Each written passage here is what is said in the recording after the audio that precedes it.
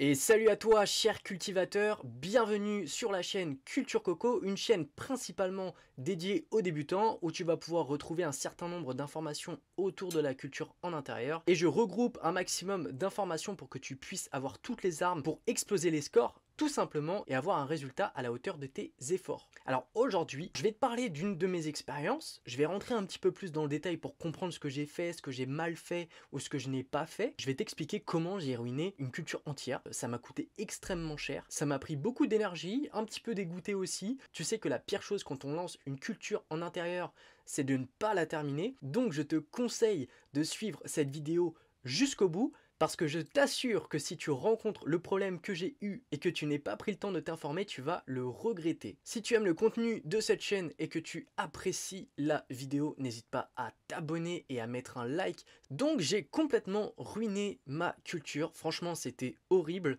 Je me suis demandé pendant des semaines quel était le problème que j'avais rencontré. Je voulais tellement tout bien faire que finalement, eh bien, j'ai tout mal fait. Je vais t'exposer le contexte, j'étais à peu près à 3 semaines de croissance, un bon climat, du très bon matériel. Finalement, il y avait aucune raison que ma culture se passe mal, surtout que jusqu'à maintenant tout se passait bien. Et j'ai fait une connerie, j'ai clairement fait une connerie qui m'a coûté très cher, et je t'en parle un petit peu plus loin dans la vidéo. Mais en tout cas, la connerie que j'ai faite, c'est un surarrosage. Je travaille avec une table à marée, donc un système avec une pompe à eau qui arrose automatiquement et de la fibre de coco, mais c'est un problème que tu peux rencontrer avec tout type de substrat, et notamment et surtout même si tu es en terre. J'ai mis beaucoup trop d'eau et je t'assure que l'arrosage c'est un critère très important dans ta culture en intérieur, parce que finalement si tu travailles avec des produits de qualité, avec des engrais de marque reconnue, il y a très peu de chances que tu rencontres un problème d'ordre nutritif. Je suis pas mal les forums dédiés à la culture en intérieur, j'ai également pas mal de questions par mail et la plupart des problèmes viennent de l'arrosage. Donc j'aimerais éclaircir tout ça, mais un arrosage inapproprié, tout d'abord,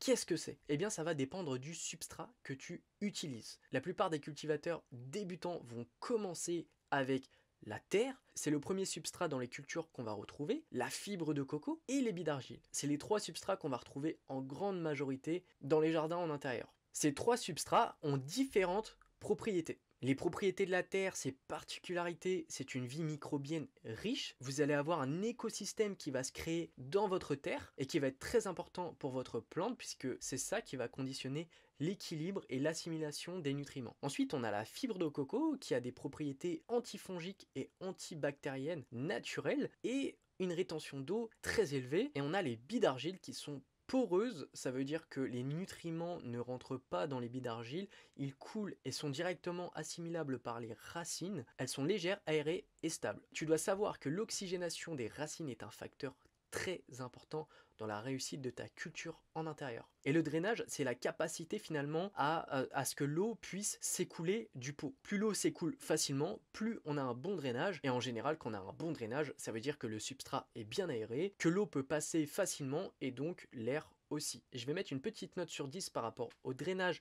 de ces trois différents substrats. Alors, on a la terre. Et là, la terre, je vais mettre un 2 sur 10. 2 sur 10 parce que la terre seule, ce n'est pas un substrat très aéré. On va retrouver du terreau de qualité qui est directement mélangé avec de la perlite. La perlite, c'est comme des tout petits cailloux blancs très légers qui vont apporter de l'aération à votre substrat, parce que la terre se compacte au fur et à mesure des arrosages. Et c'est pour ça que c'est un substrat où il faut faire très attention au niveau des arrosages, je vais y venir un petit peu après. Ensuite, on a la fibre de coco. Donc la fibre de coco, je vais mettre un 7 sur 10. Un 7 sur 10 parce que c'est un substrat qui est bien aéré. Il permet un écoulement de l'eau satisfaisant. Donc pour la culture d'intérieur, c'est ce qu'il faut finalement. Une bonne rétention d'eau et un bon drainage. Et on a les billes d'argile. Et bien les billes d'argile, c'est 10 sur 10 tout simplement parce que l'eau est directement drainée puisque c'est un substrat qui ne retient pas l'eau. Et en termes de réutilisation, la terre, c'est non.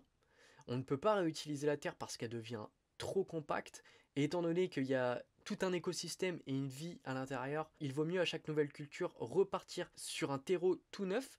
Et on a la fibre de coco qui peut être réutilisée, mais attention, pas à l'infini non plus. Et si on a un problème avec la fibre de coco, style ce que j'ai eu, que je vais te dire juste après, et bien là dans ce cas là il faut pas le réutiliser. Et on a les billes d'argile qui peuvent être réutilisables à l'infini. Après c'est mieux quand même de les traiter dans l'eau de javel pour désinfecter, pour éliminer toutes les bactéries à chaque nouvelle culture. Donc pour revenir à l'arrosage inapproprié. Maintenant qu'on a compris un petit peu à quoi correspondent ces différents substrats au niveau du drainage, etc., on y voit un petit peu plus clair. Maintenant, on va voir finalement ce que c'est un arrosage approprié. Alors, pour une culture en terre, dans la majorité des cas, de toute façon, c'est ce qu'il faut faire, ça va être un arrosage par le haut manuel. Et pour moi, la règle en terre pour ne jamais avoir de problème de surarrosage, c'est tout simplement de respecter une règle très simple. C'est méthodique, c'est bête et méchant. On arrose avec 25% de la contenance du pot. Exemple, ma plante est dans un pot de 10 litres.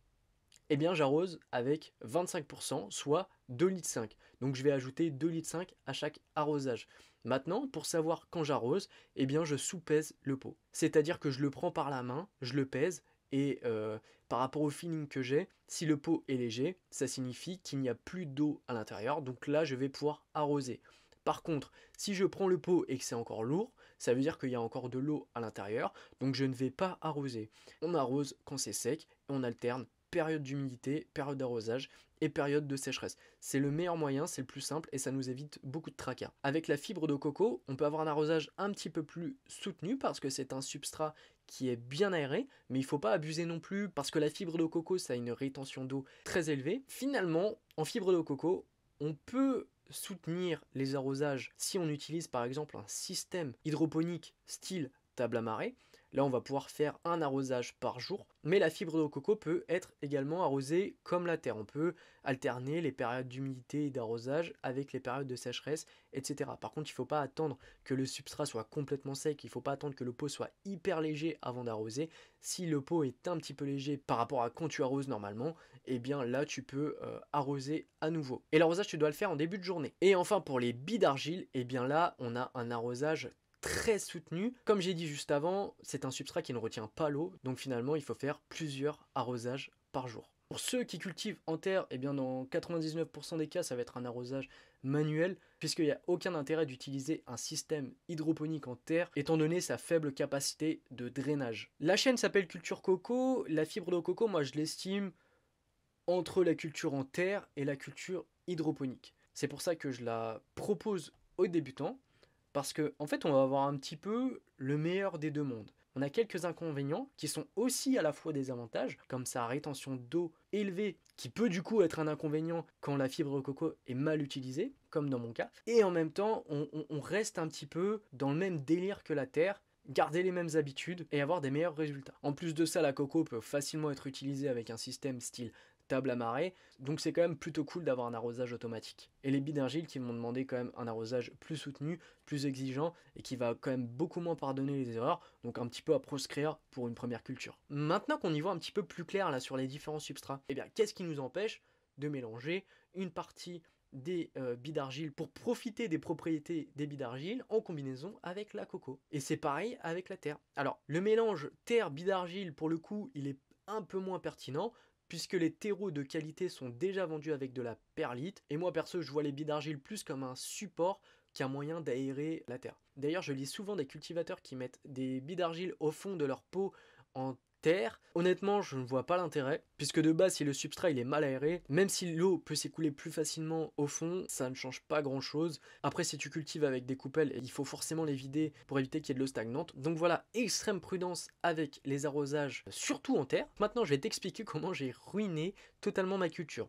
Alors de base, c'est parti d'un mauvais réglage avec mon minuteur à encoche. Je voulais régler mon arrosage 15 minutes par jour. En fait, j'ai pas fait attention, mais les encoches de mon minuteur sont restées enclenchées une bonne partie de la journée, 5 heures exactement. La lumière et l'eau stagnante, ça fait pas bon ménage, ça attire les pathogènes, et c'est ce qui s'est passé. Dans un premier temps, j'ai eu des algues vertes au niveau des racines, et je me suis dit que c'était pas dramatique, que j'allais laisser passer, et que les plantes allaient récupérer. Donc forcément j'ai arrêté la pompe à eau et j'ai laissé mes plantes. Déjà là le mal était fait, hein. Clairement le mal était fait, mais j'ai commencé avec une première connerie, puisque j'ai laissé mon arrosage par jour automatique au lieu de laisser sécher. Donc ça a continué d'arroser les jours suivants, alors que je t'ai dit juste avant que la fibre de coco, elle a une rétention d'eau très élevée, donc finalement l'eau stagnante pendant 5 heures, ça a juste fait une éponge au niveau du substrat, et moi derrière j'ai continué à arroser. Donc déjà j'ai été aveuglé par le problème, je me suis dit que c'était pas très grave, mais en fait si, c'était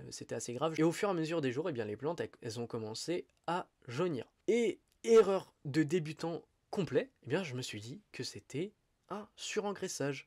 Parce que j'avais mis des doses quand même assez importantes d'engrais étant donné que mes plantes étaient en belle santé. Et bêtement, je me suis dit que c'était potentiellement un surengraissage. L'une de mes plus grosses erreurs, et c'est là où on a un problème dans une culture indoor, on va mettre la faute directement soit sur une carence, soit sur un excès, mais la plupart des problèmes ne sont pas d'ordre nutritif.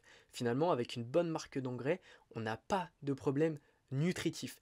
Donc si tu cultives en bio, tu ne peux pas contrôler le C de ton eau, mais avec de bonnes pratiques et un bon dosage d'engrais, normalement ta plante, elle peut se développer jusqu'au bout. Si tu cultives en terre, eh bien le light mix par exemple, ça donne une semaine d'engrais à tes plantes. Donc pendant une semaine, 10 jours, tu sais que tes plantes ont ce qu'elles faut pour se développer. Donc le light mix c'est idéal pour les boutures, pour les jeunes plantes, etc. Et puis quand tu fais un rempotage dans un pot plus grand pour lancer la floraison, eh bien tu peux passer sur un terreau plus enrichi, bat mix, etc. Enfin, un terreau avec de l'engraissage pour 3 semaines par exemple, et là tu sais que pendant 3 semaines, tes plantes, elles vont avoir ce qu'il faut.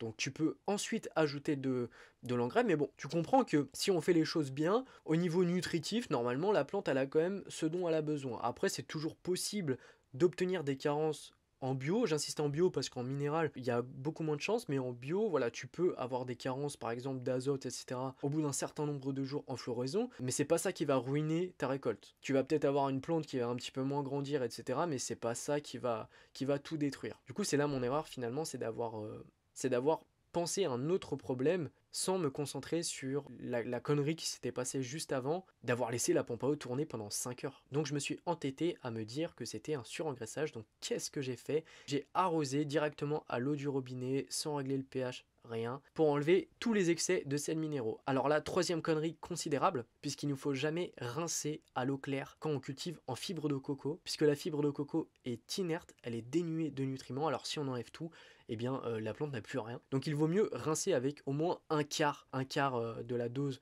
préconisée pour que la plante puisse quand même avoir un minimum de nutriments. Donc là, j'ai laissé passer un petit peu le temps pour que le substrat puisse sécher et les plantes ont continué tout simplement à mourir de jour en jour. Et là, je me suis dit, bon, je savais de base que la nutrition, c'était un facteur peu probable, étant donné que j'utilisais des bons engrais, mais non. Et puis là, je me suis dit, mais faudrait quand même que je regarde les racines. Mais là, je me suis dit, 2 semaines après, quoi. 2 semaines après le souci que j'ai rencontré. Et puis là, j'ai compris, puisque les racines étaient en train de pourrir. Donc c'était pas forcément visible, parce que les racines, elles n'étaient pas marron, ou etc. C'était encore blanc, mais j'ai vu un espèce de pécule, un petit peu comme de la moisissure blanche. Ça ressemble étrangement aux poils racinaires, les poils absorbants qu'on retrouve sur les racines juvéniles, mais ce n'était pas ça, c'était un champignon. Donc je me suis fait attaquer par un champignon, je t'assure que c'est la pire des choses, parce que j'ai dû tout jeter. Mais avant de tout jeter, j'ai été super optimiste, parce que moi je veux pas lâcher l'affaire comme ça, donc je me suis dit je vais essayer de le vaincre. Alors j'ai arrosé mes plantes avec de l'eau de javel, vraiment le truc à ne pas faire. Si vous constatez que vous avez une attaque fongique, vraiment jetez vos plantes d'entrée, perdez pas de temps comme moi. J'ai d'abord arrosé avec de l'eau de javel, j'ai ensuite mis un produit systémique contre ce champignon. Ça a fonctionné au niveau des racines, les racines sont devenues saines, mais malheureusement les plantes étaient beaucoup trop affaiblies pour que la culture puisse repartir. Et puis dans ces cas-là, c'est plus rapide de repartir sur des nouvelles graines plutôt que de s'entêter à vouloir avoir raison dans sa connerie. Donc en tout cas pour moi ça a été vraiment 3 semaines d'horreur, tout ça en plus pour tout jeter. J'espère sincèrement que mon crash test va pouvoir t'aider ou alors t'éviter ce malheur, et si tu es resté jusque là pour regarder cette vidéo, eh bien je te remercie. Sur ce, c'était Culture Coco, je te retrouve pour la prochaine vidéo.